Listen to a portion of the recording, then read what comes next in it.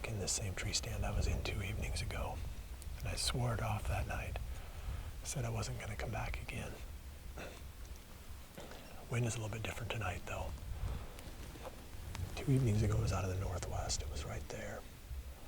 Tonight, it's supposed to be out of the northeast, and that's kind of where we started.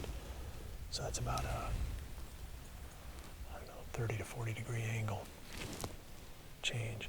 So it should be coming across a little bit more. Hopefully, we won't get that swirl that kicks out into the field like we did there two evenings ago when that doe busted us. The trail to my left is the one that we're hoping that this buck will come up on. This morning, we were just hunting down in this valley, almost straight below, on that, right above that clover plot. We were on the other side of the valley, actually, so now we're just across the valley on this side. The ridge to my right is where I've been hunting that buck from that blind so far this season. He uses this trail quite a bit, but he also uses the trail on the other side of the ridge too. So we don't know for sure where he's going to pop out on, if he comes out at all. So we've really got to keep our eyes peeled. We're kind of stuck out here like a sore thumb. This cottonwood tree is pretty good size, but there's two of us up here. There's not a lot of cover around us. So we have to be really, really careful that we're not moving, because if anything busts us, they'll clear the field and he'll never come out. So unless he's the first deer out, which he sometimes is, we might have a lot of sitting motionless in our future this evening with any does or any even fawns. We just have to be so careful. If he comes out there, it'll be a pretty good, nice close range shot. If he comes out from the other side, we're going to have to deal with something out in that open field, and that could get a lot more challenging.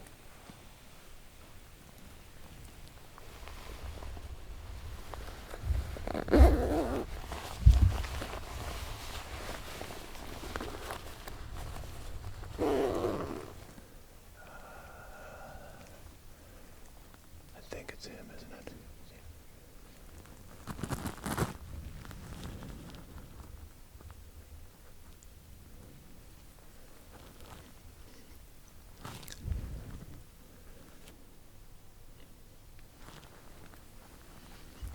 Careful.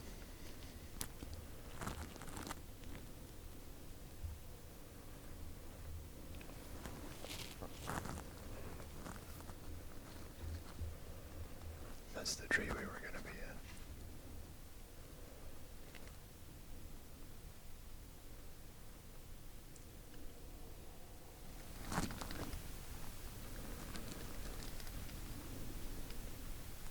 No, don't do that.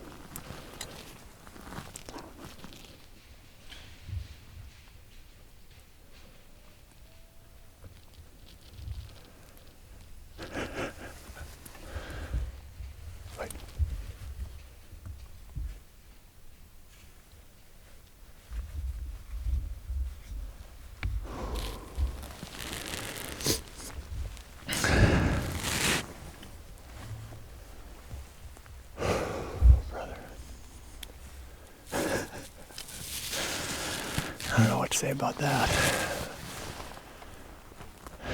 I was shaking for 15 minutes before that shot.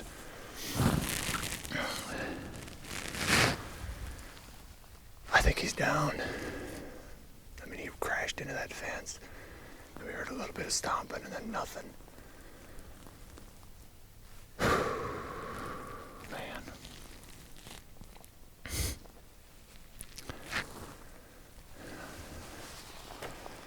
I don't know if I've got any adrenaline left after that.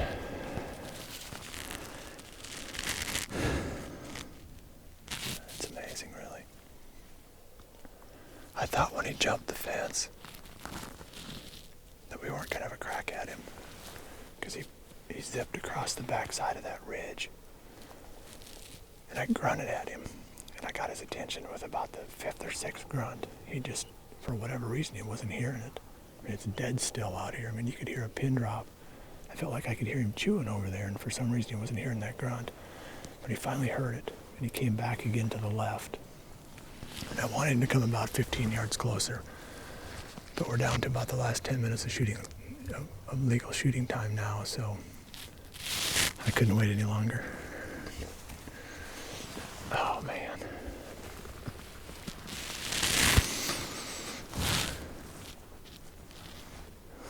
I think we got him. We got him. I think we smoked him. Did it? Yeah. Was it right in there? Could you see the arrow? Yeah.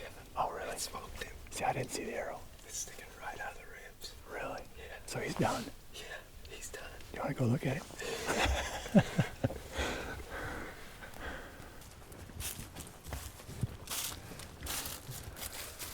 Most of the time when I walk up here after an encounter with that buck, I've got a frown on my face, but I'm pretty sure he's dead.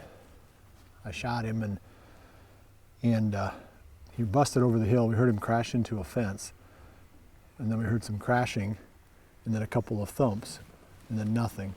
So that tells me that he's piled up down there by that fence, but I don't want to get the cart too far ahead of the horse here. We're going to go back, give him a little bit of time. I'm going to grab the family and come out. They've been part of this since the beginning too, so I want them to be in on it if the deer is laying there dead. So that's the plan right now, is to go grab the family and come back and see if he's laying there. Well, I know he hit the fence, so we'll just walk over to the fence and walk the fence down and see if we can find where he went through there. Here's a bunch of hair. I'd say this is where he went. See all that hair? Yeah, I see it. There's blood. There's blood. Mm-hmm. Why don't you guys just wait here for a second? I mean, I'm sure we haven't.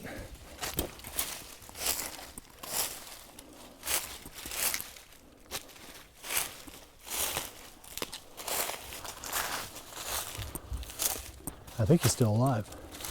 What? I think he's still alive. Can you find him? No, I found where he bedded. But there's a heck of a blood trail leading to the bed. I mean, you can follow it at a run. Then there's a blood trail leading away from the bed. The only problem is, I don't know if you were hearing the deer out in there. Yeah. Some of them are, non-target deer. They're just deer. But I think he's up on top of that ridge someplace. He might be dead or alive, I don't know which, but I think we jumped him out of that bed and he went up. And he's up in there someplace, just kind of. When you were up there, I don't know if you heard it, but it sounded like there was a deer that was kind of walking slow. Yeah, no, that was almost like with a limp. It was no. The pattern, the walking pattern was different. There was one. Was it just to my left? Yeah. It was a fawn. Okay. Yeah. No, That's about the area I was hearing it then. Yeah, right in there. Yeah. Yeah, I spotted that one. That's why I kept going, Yeah. because I wanted to find out what that was. And as soon as I saw it was a fawn, I stayed on the blood trail. But I mean, it's a heck of a blood trail. I mean, he'll be dead in the morning. If he's not, it'll be a miracle. Right. But I didn't want to have to sleep on this one, I guess. I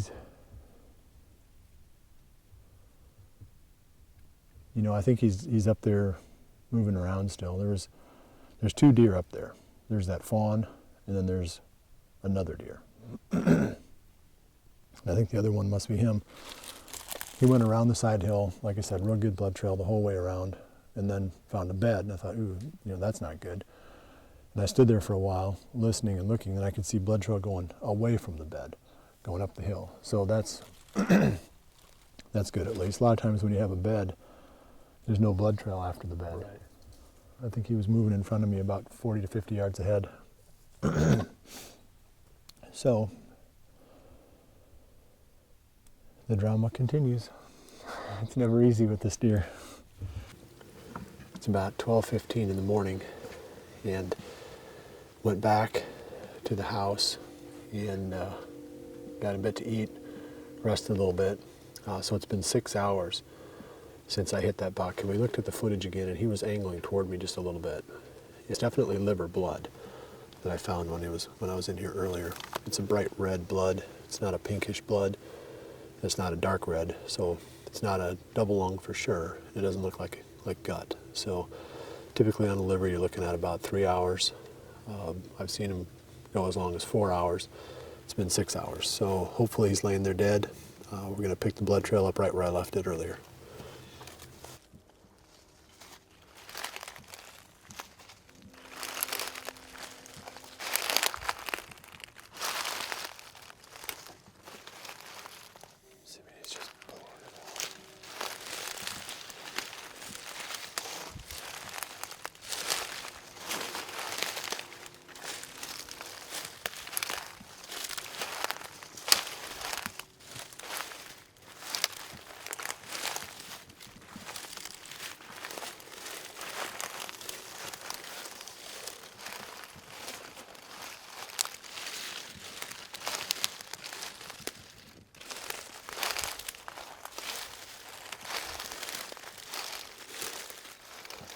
It's hard to believe he got out of that bed, isn't it? It's just confused.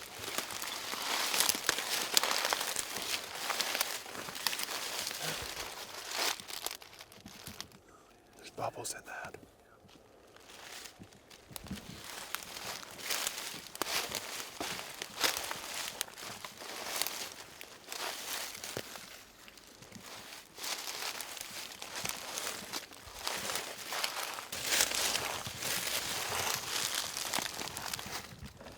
Here was his bed. Right there. You can see where he laid down. See that? And then I did find blood going up the hill.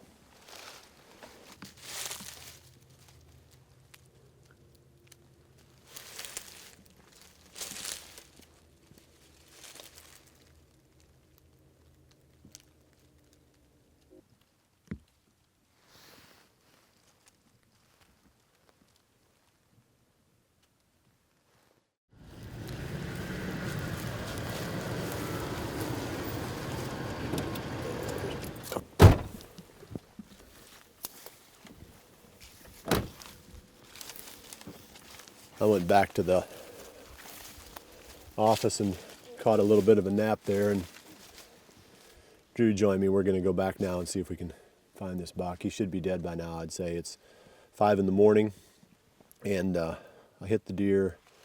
So I guess this would be, without the daylight savings time change, this would be 6 in the morning. So I shot the deer almost 12 hours ago.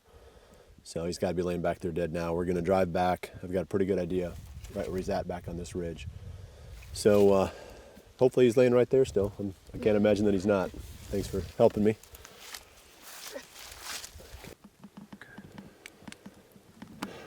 I've ran out of blood on this blood trail. There's been a lot of beds real close together along this side of the hill. Just, 5 yards apart. And that usually means that the deer is really close to dead.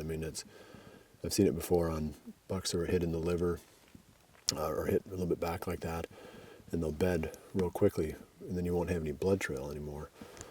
And it's no point in really crashing around in here doing a carcass search. I'm pretty sure he's got to be close by here now. He's lost a lot of blood, and with these beds just stacked up on top of each other like that, he's got to be here pretty close.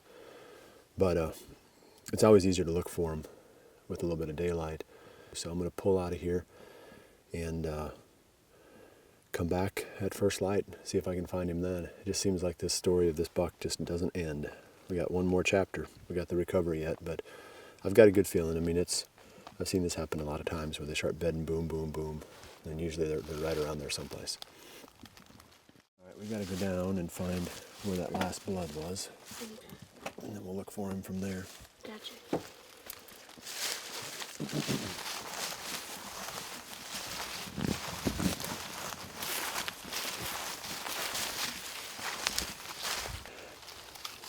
The last bed was back in behind this fallen tree, and I think we had a couple specks of blood up in this area. I remember that stump and that rock from last night, so we're just going to kind of spread out here and see if we can pick the blood back up again, and if not, we'll just go for a little walk here and see if we can find him.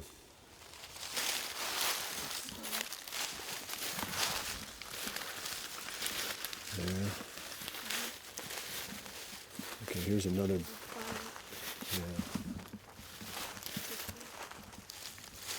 Yeah. This, I bet you he's bedded right here. Does it look like it? Kinda right in there. Mm-hmm. He must have stood in that spot for a while, 'cause there's a fair amount of blood there. You want to try that way? Sure. Oh, here's some, Drew. Drew. Another bed. Look at this. Boy, just boom, boom. Beds are right on top of each other. But he's got to be right close now. He's got to be right here somewhere.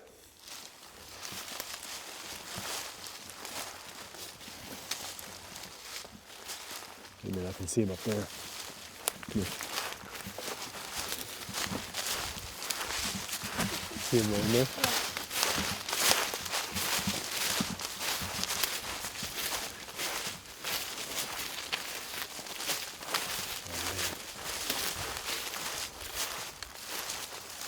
Look at the size of that thing.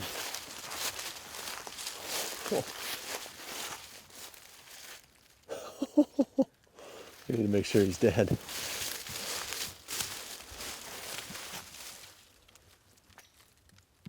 He's dead. Man, oh man. Look at here's broadhead sticking out on that side of him. Oh man.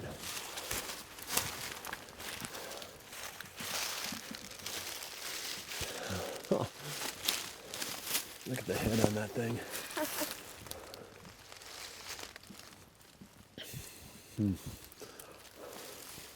Boy, you don't see deer like that very often. No.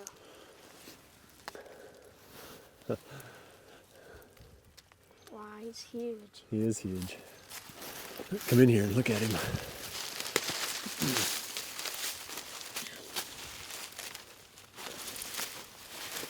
at that thing. Wow.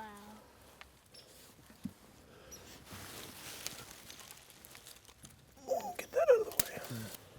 Looks like he broke part of his brow tine off. He's quite a fighter. I don't know how many points he's got. 1, 2, 3, 4, 5, 6, 7, 8, 9, 10, 11 on that beam. 1, 2, 3, 4, 5, 6, 7, 8, 9 on that. 20 points.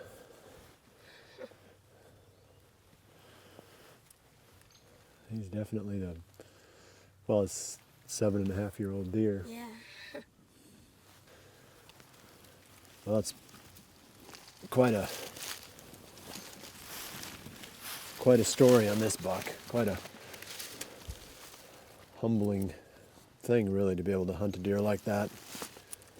And I just thank God that we have the opportunity to do things like this, the blessing of being able to do the things that we love to do in this great country that He made for us. Man, that's awesome.